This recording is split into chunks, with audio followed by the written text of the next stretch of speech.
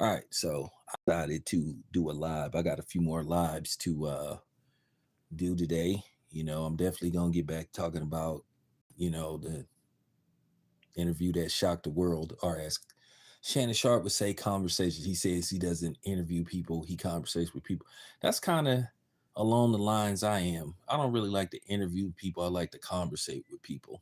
Interviews are a little bit different than having conversations. You talk a little, he talk a little, but let him say what he needs to say. But with that being said, well, Ryan Garcia basically pulled a Frank Martin after basically saying, "Oh, I've instructed my team to start negotiations for a Devin Haney fight," and we were believing that this fight was close to getting done, and based off what I was told, everything was in final negotiations, location, and all this kind of stuff. So once again, here you have Ryan Garcia. That's going to take, in all likelihood, he's going to take far less money to fight Rolly than what he could have made fighting Devin Haney. This has Al Haymon written all over it. While a lot of people are blaming Floyd, yeah, Floyd is the front man for being once again a mouthpiece for Al Haymon, who hides, what I'm saying, behind the scenes and refuses to, speak to anybody, which I think is weak.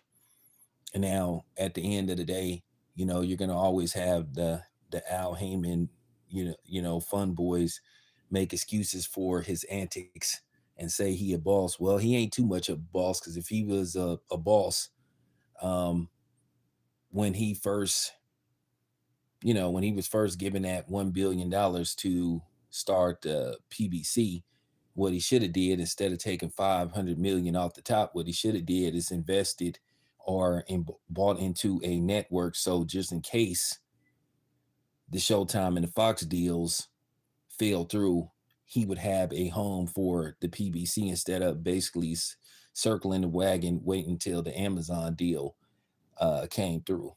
He should have had he should have had a backup plan many years ago, when Fox announced back in 2021 that 2022 was going to be the last year of them doing business with the PBC.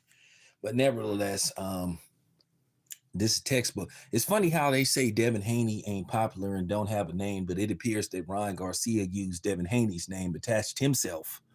He attached himself by saying, "I instructed my team to make the Devin Haney fight," and then only for him to try to back out. Now, the funny thing is, Oscar is contradicting what he's saying, in which Oscar's saying this guy that we're going to see in a little bit is next up for Rolly. But at the end of the day, I should have known when Ryan Garcia was um, talking with Floyd Mayweather and walking alongside Floyd Mayweather in an orchestrated interview. It wasn't one of them interviews that was on the fluke. It was something that Floyd put together. Whoever this dude was, Floyd called this dude and told him to be there. And to be honest with you, Floyd shouldn't be interfering, uh, with Ryan Garcia as far as telling him what fights to make, unless Floyd is a advisor or Ryan Garcia's manager. Because if you did that in the NFL or the NBA, that would be considered tampering. And I'm not finna support Floyd when Floyd keep screwing over people that look just like him. And don't come on here saying, "Oh man, why you caping for Golden Boy after those emails with Oscar De La Hoya and people that's part of his team, what they said about Al Haymon." Well, here's the thing, man. Al Haymon over the past 3 years have made it very difficult to defend him, because Al Haymon is acting along the lines of a white supremacist by believing that black fighters can't sell, and basically dogging out his black fighters. So you can kiss my ass as far as that go. You can take that pro black shit and shove it up, where the sun don't shine. It's funny how people say somebody is attaching their name to them. And well, Ryan Garcia was the one that opened his mouth and was talked about he wants to fight, only to back out of the fight. Ryan Garcia apparently don't have no control of what's going on in his career. But this is why I say the things I say about Floyd and the PBC and Al Haymon, how they get down, how they dog out their own kind. Floyd don't give a damn about the black community. Floyd has self-hate, and he's displayed it over a regular basis. Floyd, the thing is with Floyd, why do we continue to support a nigga who's constantly went out of his way to disrespect his own community and people from his own community? At the end of the day, we should have gave Floyd the finger when he basically said that the black community didn't support him, that Mexicans helped get him where he was. Are you kidding me? Are you kidding me? So black people didn't go to your fights. First of all, I went to see Floyd when he fought Jose Chavez in San Francisco at the Bill Graham Auditorium when they had to change locations. Oh, appreciate that, man.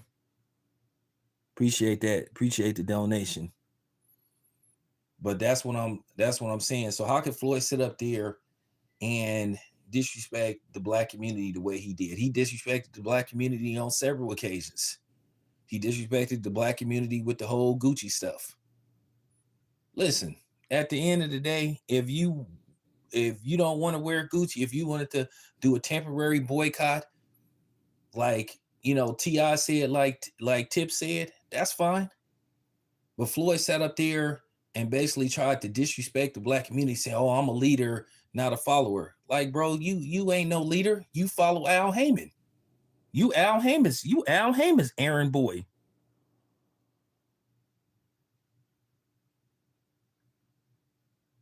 You Al Haymon's mouthpiece. Who can you lead? You get led by Al Haymon. Who can you lead? You do everything out. Listen, man, at the end of the day, don't believe that Floyd is really that much of a part of the PBC. Oh, I'm part of the PBC. You do whatever Al Haymon instructs you to do. But at the end of the day, you at odds with Al Haymon too, to a certain degree. Because Al Haymon always got his hands in your pocket. That's why you be brokering these overseas deals. So Al Haymon can't get a percentage. That's why you go in to fight in Japan and stuff. So Al can't be in your pockets.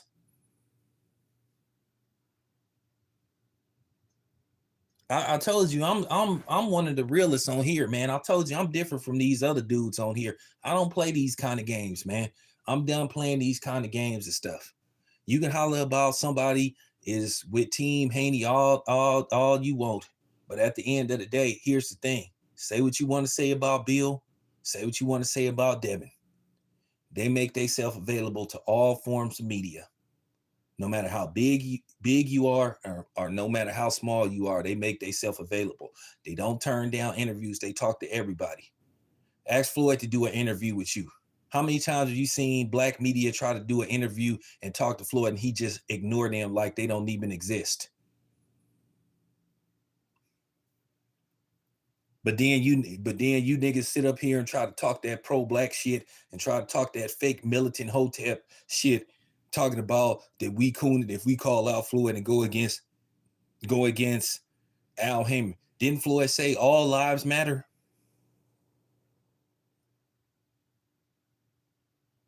Didn't Floyd say all lives matter? Isn't it the same Floyd that was like undermined Colin Kaepernick, that undermined a lot of brothers and stuff?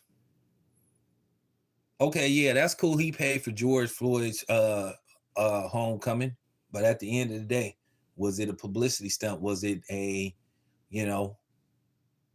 was it promo? Every time I look around, Floyd cannot stand not to be the center of attention. You saw it with that interview. It was supposed to be a Ryan Garcia interview, and then, of course, Floyd takes over the interview. He used to do that with Tank. Let me tell you what's really going on.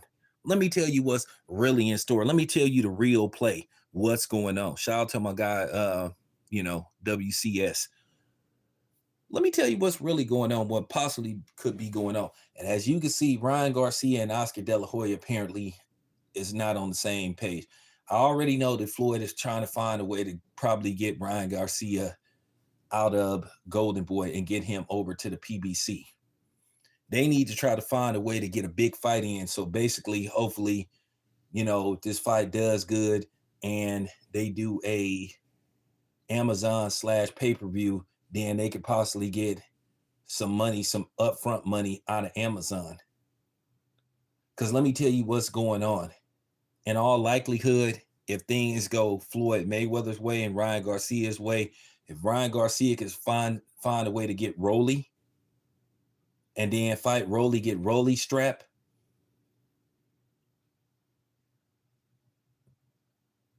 what'll happen is Tank will probably move back up to 140 and it'll set up a rematch. Tank will probably knock out Garcia.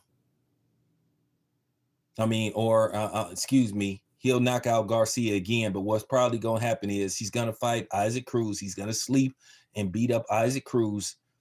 Brian Garcia, if he gets the Rolly fight, he beats Rolly, he gets the belt. Well, guess what? You have a multi-million-dollar rematch. You need to understand something. Al Haymon is not going to fight or match together Devin Haney versus Tank. He can't make the same mistake that he made with Errol Spence, Terrence Crawford. He can't afford to do that. And keep in mind, Ryan Garcia, and you know how I know this could possibly happen, and all likely what's going to happen. Remember, Ryan Garcia has a rematch clause. He has a rematch clause versus Tank. Doesn't have to exercise it right away, but he has a rematch. And he could enforce it at any given time. So once again, why would they make that fight? Al not taking a chance like that. But it just says a lot about Tank. Tank ain't as confident in himself as he wants us to believe. And I'm gonna tell you something else. Don't come on here trying to bang Maryland and all that kind of stuff. This don't have shit to do with Maryland. This don't have shit to do with the Bay Area. Don't have nothing to do with that. This ain't no turf. This ain't no gang banging stuff. This is just boxing. So don't make it about that. If you come on here with that bullshit, I'm going to instantly block you. This is about boxing. Don't have nothing to do with that. All this stuff about getting it from the mud and all this stuff. Look what's going on with Calvin Ford. Getting it from the mud. Allegedly, he finna be expedited back to Nevada. See, this is the difference now. And then Ryan Garcia took a little party and shot saying, oh, go fight Richardson Hitchens and sell your 30,000 pay-per-views. And like I said, nobody knows what Devin Haney did versus Regis Prograis. All this was a lie perpetrated by a dude who basically got caught up in his lies, by a white dude that got caught up in his lies, who always seemed to do that, who want to be the dude that's just, that want to call himself being different. He always tries to lower people's pay-per-view numbers, and particularly the black fighters' pay-per-view numbers, because he has a vendetta against, Al Haymon. But dude, he basically started pushing the narrative, and then he couldn't back up. So then everybody had to follow suit. A few people. Just like the whole Top Rank being for sale, that got debunked by both Dana White and Bob Arum.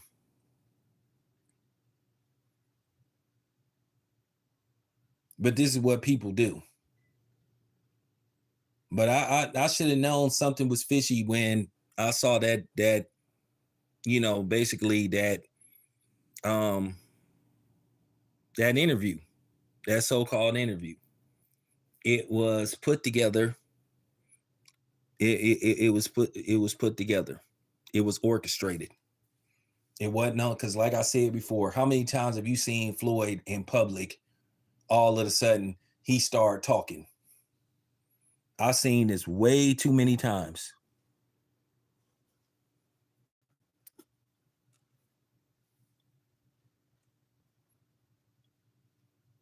How many times have you saw Floyd in public where people have tried to interview him? How many times have you seen Floyd at boxing events where people have tried to interview Floyd and he just ignores them? That was put together by Floyd. He called that dude, told him to be there. Cause I know where they was at. They was at that mall that's inside Caesar's Palace. Cause I've been there before. And if they wasn't at the Caesar's Palace one, they was at that one over there where the Cosmo is, because a lot of those malls from the inside, they look alike. You know, they make them look like you outside when you really indoors.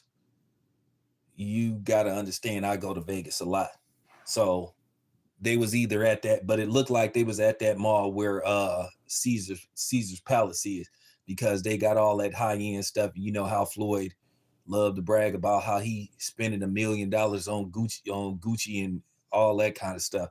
So I just knew that was orchestrated. I done seen this way too many times. Floyd is the only one that just ignored people. But when something happened to Floyd, I promise you, when something happened to Floyd again, when them white people come after him, and them same Mexicans that he say helped him get where he was, which is complete BS. You talk about those same Mexicans that was calling you a mayate, that was saying they hope you lose your life and all this stuff, and was calling you a runner, that demeaned you as a man, that demeaned you as a black man, demeaned black people, demeaned black fighters. Those are the people that helped get you where you was. So like I said, us black people didn't buy your gear. How many videos you seen me back in the day where I was sitting up there buying TMT gear? Bought TMT shirts. So us black people didn't help you get where you was, Floyd. Okay, cool. But y'all still want to defend this nigga. Y'all still want to defend Al Haymon. And and let me respond to this. And let me respond to this whole thing about people trying to take little jabs at black media. I'm going to say this once again. So we're not supposed to be there. So we're not supposed to go cover fights. So we supposed to leave that to everybody but black people. Even though the best fighters, some of the biggest boxing stars in the world, happen to be black. So we out of pocket for wanting to cover fights. So we supposed to leave that to non-blacks. Make that make sense. Like I said, some of y'all just really think ass backwards, man. But you are who you are. You are who you are. But like I said, when I first saw Ryan Garcia walking with Floyd Mayweather, I knew something was in the air. I knew something was brewing. I knew something was in the pot getting seasoned. I knew some stew was cooking. And lo and behold, they pulled this move.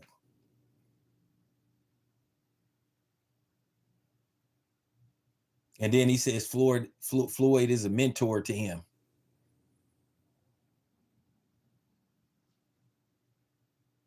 And then you had Ryan Garcia talking about mental health and all this kind of stuff.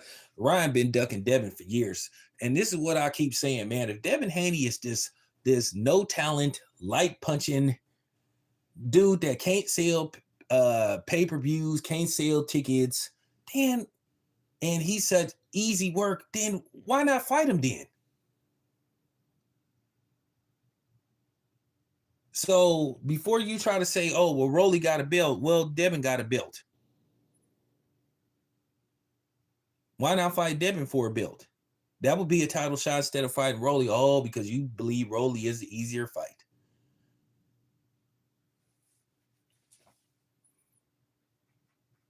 That's why. And this is what, like, you guys are slowly but surely turning Devin into Crawford. The same tactics that you guys were doing to Terrence Crawford when you were devaluing Terrence Crawford, talked about he should take a slave nigga deal from the PBC. Now this is you guys, but you the same niggas that sit up here and talk about how black people get cheated and how black people get underpaid and how nobody wants to pay black people, but you the same niggas that was sitting up talking about Terrence Crawford shouldn't get paid. You was trying, like I said, you guys can't say nothing because you guys are a bunch of hypocrites. And that's all it come down to. You guys are fake. Like I said, you guys are faker than a $7 bill. You only want to talk that black stuff when it's convenient for y'all. Y'all sorry asses. Y'all are sorry and pathetic and it's shameful. You really justifying this stuff. Like I said, all I done seen so far is people sit up here and demean Devin Haney as a man, as a fighter. But then you guys want to big up these non-black fighters. Y'all done accused this man of being on PEDs. Y'all done accused him of everything under the sun. But then I did a video where I named several non-black fighters that got popped for PED, got popped, got caught, tested positive. But you fell for the bait because I wanted to see was people gonna make response videos.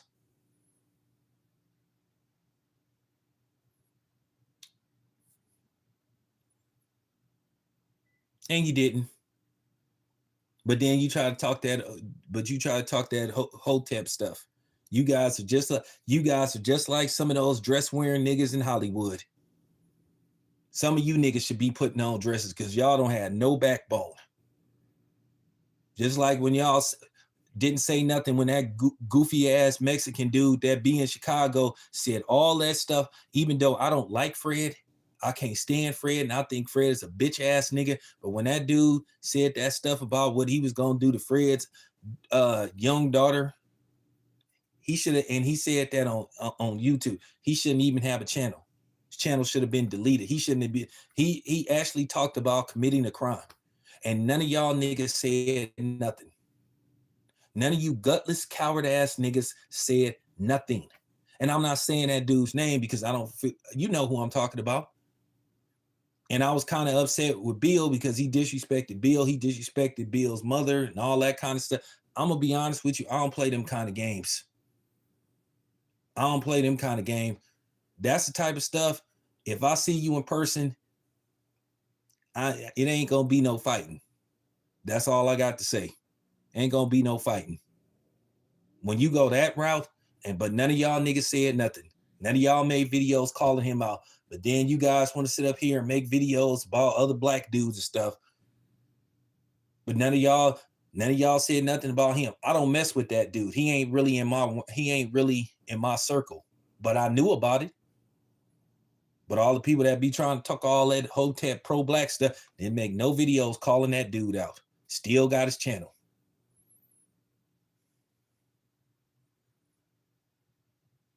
But then you guys be trying to flag black people's channels, bitches. So, you guys always show who you are in the grand scheme of things.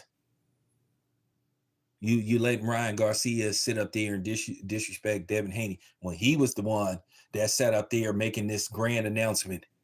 Hey, I want to fight Devin Haney. And then he tries to diss Devin Haney by saying, go do your 30,000. You need me more than I need you. Like, man, what the hell is you talking about, dude? I guess this is just another way how to just duck people now. And then the sad part about it is you fanagers, y'all are part of the problem. Y'all make it worse by trying to justify this. At the end of the day, I see right through you, man.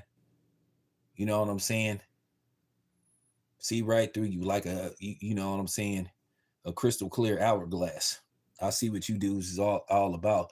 But at the end of the day, Ryan Garcia was pretty much clout chasing Devin Haney. And that's all it came down to. He was using Devin Haney's name. But I hope he don't get the Rolly fight. I hope he don't.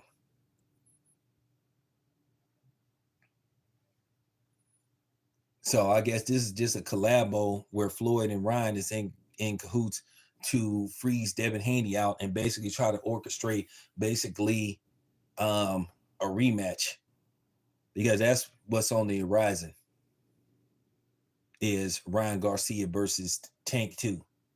And I promise you Tank will move back up to 140. That's all that's going on.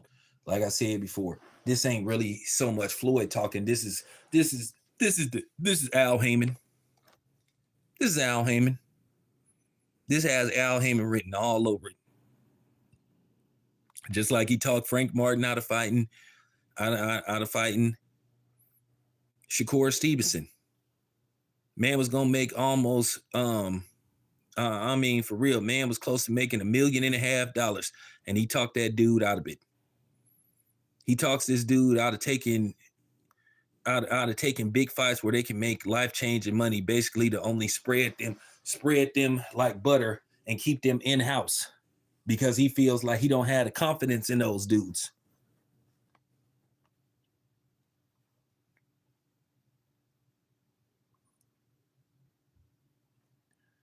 Dude, you sound, are you gay or something, bro? Get out of here talking that stuff. Dude, get your goofy ass out of here. Like, hey, bro, get out of here, bro. You on the wrong channel. Hey, man, go troll somewhere else, bro. You know what I'm saying? You see this dude that's coming here with them comments. This is the dude that you know what I'm saying? He like a black Adam 22. He sit up there and let his wife screw other men right in front of him. And then masturbate to it. Like, bro, get out of here with your goofy ass. I guess you ain't. I guess you didn't get the memo about me. Come on, say something else.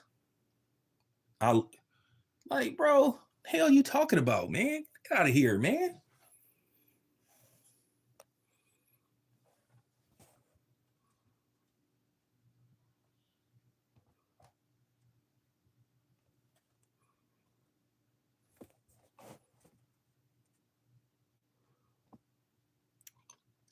See what type of goofy stuff. See what type of people come on here. Thanks for proving my point. Thanks for proving my point. I have no idea why he brought up Richardson Hitchens.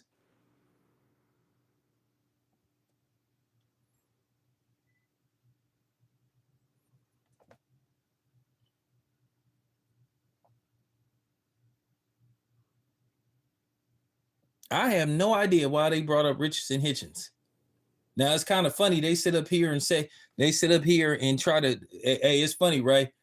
Al Haymon always try to promote these black and brown fights because Lord knows he don't believe black versus black is still. But here it is where Devin trying to fight quote unquote a brown fighter. And then all of a sudden they don't want the fight to happen. Oh, unless it's a PBC, unless the PBC have something to do with it. Now you want Devin to fight a black fighter. Now you want Devin to go fight a black fighter. Now all of a sudden you don't want him to fight a brown fighter. But isn't this what you guys say sells the most fights? But keep in mind, Devin just sold out the Chase Center in his first inaugural, combat sports event. But then you had people trying to downplay it by talking about ticket sales. Like I said, oh, well, it should be sold out because you selling tickets. Well, like I said, Ryan Garcia wasn't selling out fights.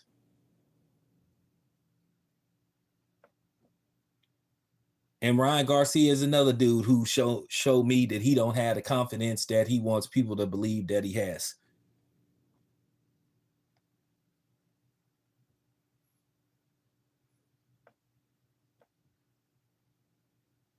All of a sudden, everybody worried about people. All of a sudden, it's funny. None of you niggas was saying anything when it came to Canelo's weight. None of y'all wasn't saying nothing about Canelo catch weighting people and all this stuff. It was okay. But you wasn't worried about what Canelo was weighing. You wasn't worried about weight. You wasn't worried about weight classes with Canelo. But all of a sudden, you want to watch Devin's weight. Like I said, this is the last time I checked. Devin was black because I seen Devin's mother. She's black. We all know Bill is black, and we know Devin is black. So Devin has two black parents. But like I said, you guys want the worst for. You guys want the worst for brothers. Y'all don't want brothers to get paid. Y'all don't want brothers to get a paycheck. So now all of a sudden you don't want to see a black and brown fight. And no disrespect to Richard Hitchens, like Richardson Hitchens, he just not there yet. Even if Devin took that fight and won, you know what y'all gonna say? Oh, well, that fight ain't. Who wanted to see that fight? Who wants to see that fight?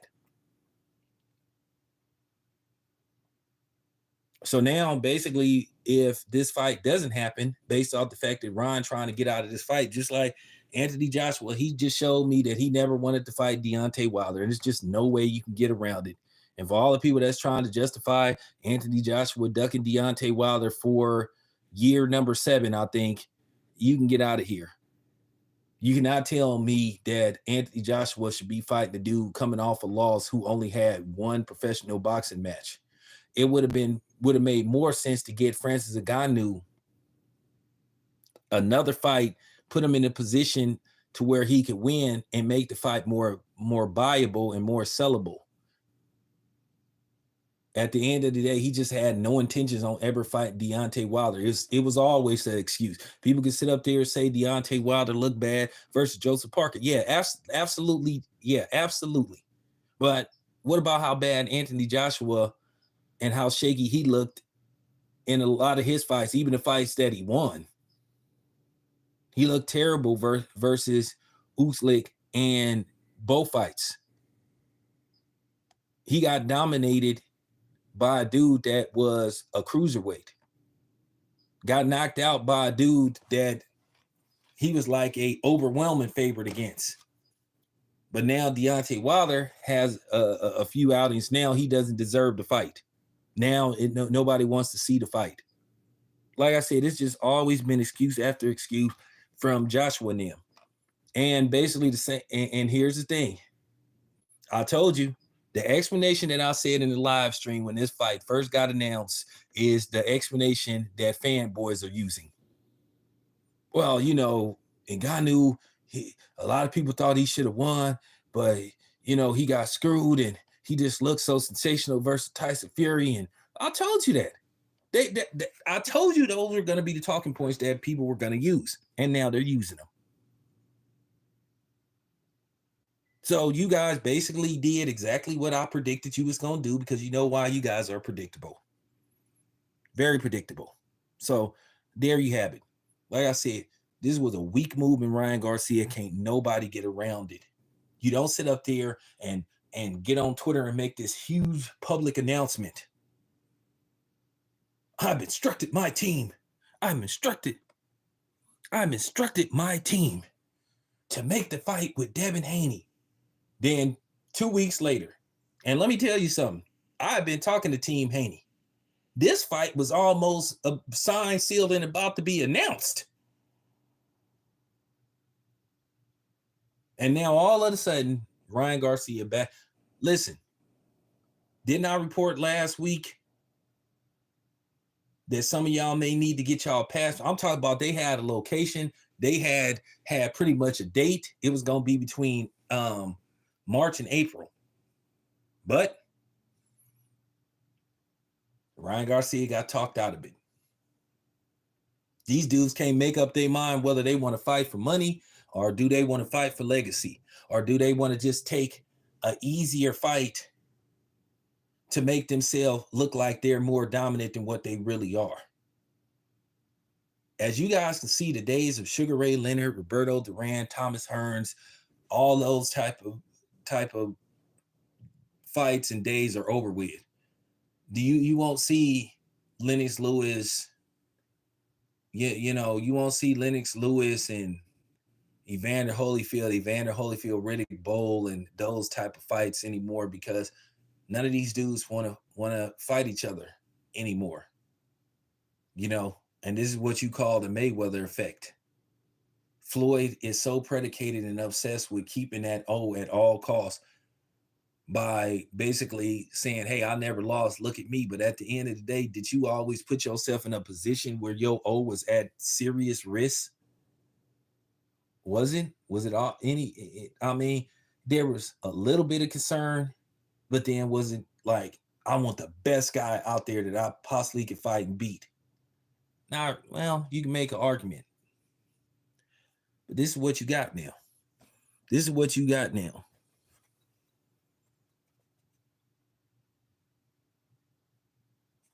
This is why people don't take none of these dudes seriously. This is why the sport of boxing is losing its luster, because nobody wants to get in the ring. Nobody wants to fight anymore. It's like this. If it's a good fight, I'm okay with you running it back. If it's a competitive good fight, if you have a competitive good fight and one dude, wins a decision or he wins a late knockout or something like that, as long as it's a competitive fight, you know. Castillo and Diego Corrales, they could have had a trilogy. Manny Pacquiao and Juan Manuel Marquez. Say what you want to say. This is why Manny is considered an all-time great. Even though I thought Marquez beat him all four times they fought, even up into the knockout. I thought Marquez beat Manny Pacquiao 4 times. I thought he clearly won the first fight. After the second round, Marquez won like 8 or 9 rounds in a row. He outboxed Manny Pacquiao like 8 straight rounds. After the second round, he outboxed Manny Pacquiao. Second fight was more competitive, but I thought Marquez did enough to get the edge. Third fight, Marquez clearly won the fight. It was just a bunch of typical HBO propaganda from, basically, what's that dude's name? Dang, I forgot the dude's name.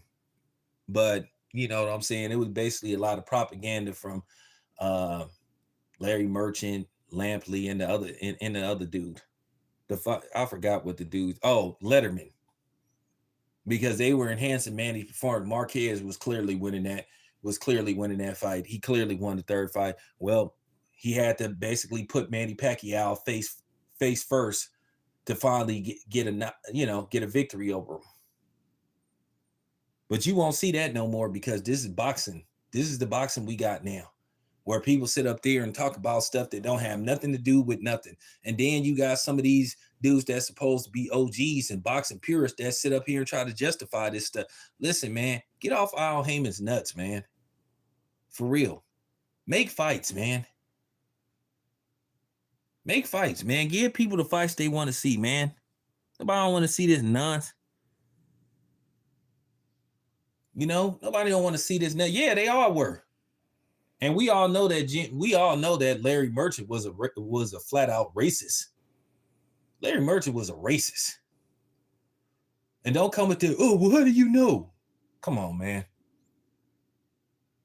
It was clear as day. Always would try to be condescending towards the black fighters when he would do post-fight interviews, but then he'd be all respectful and praising these non-black fighters. Come on, man. Yeah, come on, man. Larry Merchant was a flat out racist. He is a racist. We all know that.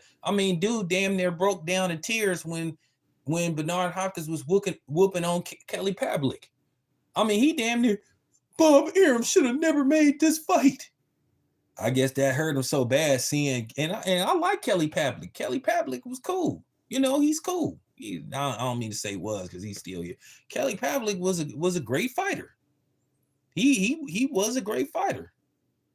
But when he was getting whooped on, go watch that fight. I'm talking about Larry Merchant literally sound like he was finna burst into tears. Bob Arum should have never made this fight. What?